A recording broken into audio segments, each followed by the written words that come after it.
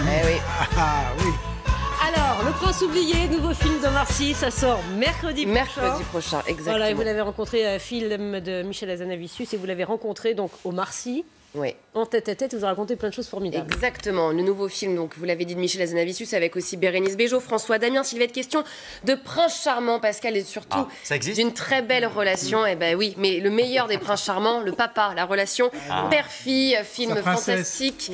Et oui, qui alterne entre comédie fantastique, un monde imaginaire et le monde réel. Omar Sy va raconter des histoires à sa fille, évidemment, et ces récits extraordinaires vont prendre vie dans un monde imaginaire. Il va être le prince, ça va être la princesse, sauf qu'un jour, cette petite fille, eh bien, elle ne veut plus d'histoire parce qu'elle va entrer au collège, qu'elle a grandi. On regarde un petit extrait de la bande-annonce. Alors, on était où déjà? Chaque soir, au moment de l'endormir, le père de Sophia devient le prince d'un monde merveilleux inventé pour elle. Début de l'histoire dans 2 minutes. Et chaque soir, J'arrive, princesse! le prince sauve sa princesse. Jusqu'au jour où... Comment ça, pas d'histoire?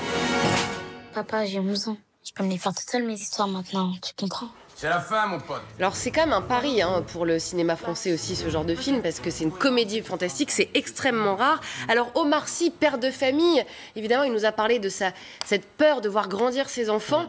Alors, crise d'ado, mais il y a aussi dans la vie la crise des parents, et il nous en parle. Un bon papa, ça n'existe pas. Mais le film parle de ça, en fait, de comment on fait à ce moment-là, de cette crise d'adolescence qui, en fait, dont on parle beaucoup, dont on a beaucoup parlé. Mais en fait, la crise d'adolescence, c'est aussi la crise des parents, quoi. Et ce que j'aime dans ce film-là, c'est qu'on parle de ça, de cette crise de parents, de qu'est-ce qui se passe à l'intérieur du parent quand ça arrive. C'est le moment où l'enfant se détache. C'est les premières sensations qu'on a à cet âge-là, de l'enfant qui se détache. C'est les premiers trucs qui commencent à nous refuser. C'est les premiers refus, quoi. Qu'est-ce que ça veut dire? Les premiers... Je crois que ça doit parler à beaucoup de monde. Hein. Eh oui. Les premiers refus, en tout cas, il n'a pas dit non à Michel Hazanavicius, qui voulait absolument Omar Sy pour ce film. Alors... c'est très excitant de jouer à la fois un homme civil de la vie normale et un prince charmant. C'est ce qui a donné envie à Omar Sy aussi de faire ce film et de porter ces fameux collants, cette tenue de prince.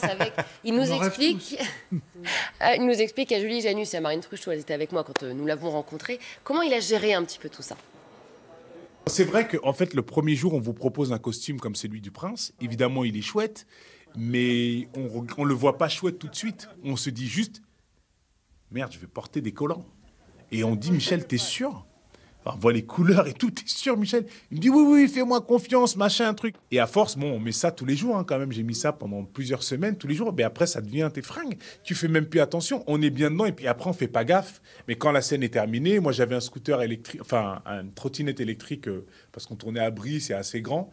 Donc, la scène était terminée. Je montais sur mon scoot. Enfin, j'appelais ça mon scoot, mais c'est une trottinette électrique. Et je partais avec mon collant et ma cape. Et j'étais en normal. Et j'oubliais que j'étais habillé comme ça. J'ai gardé ni l'un ni l'autre. Il a gardé ni l'un ni l'autre. En revanche, il a gardé son âme d'enfant et son émerveillement, Omar Sy, qu'il n'a jamais perdu. Évidemment, c'est pour ça qu'il fait ce métier et il nous en parle. Aujourd'hui, ma vie, c'est celle-là. C'est d'ailleurs d'aller tout le temps dans l'imaginaire et d'aller tout le temps de rentrer dans les histoires des autres, quoi. Pour rester émerveillé, comme avant.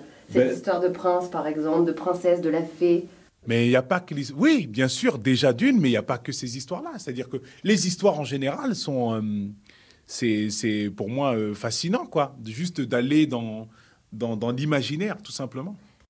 Et ce film parle aussi, vous savez, des objets que l'on oublie, voilà, qui passent. On les a pendant l'enfance, et puis après, ils ne sont plus là. Alors, Omar Sy m'a donné un objet qu'il aimerait voir revenir dans sa vie. Et apparemment, ça va le faire, écoutez. Le Walkman, il est revenu et ça, c'est cool. Donc, du coup, la tape est revenue. Moi, j'aime bien cet objet. J'ai gardé tous ces trucs-là. Donc ça, c'est un objet que j'aime bien, moi. Donc, vous allez écouter vos playlists d'avant? Ouais, je fais ça. Et il y a quoi dans votre playlist? Vous avez un morceau? Dernièrement, j'ai réécouté des mix et il y avait un premier son d'LL Cool J et Gino Wine aussi, il y avait, dans ce que j'ai écouté. Et je me dis, tiens, j'ai pas écouté ça depuis longtemps. Voilà, donc Omar Sy remet le Walkman, il va écouter ça. Regardez, c'est sa chanson préférée qu'il nous a donnée. Donc Donc on peut croiser Omar Sy en trottinette avec une cape, des collants, son Walkman, cette musique et aller voir Le Prince oublié. Ça, c'est du style. Le 5 février non, pas le 5 février du tout. Le 15, non. Le 5 février au cinéma. Mercredi prochain. Mercredi prochain.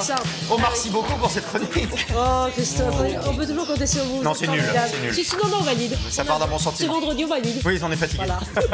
Le temps, 7h59.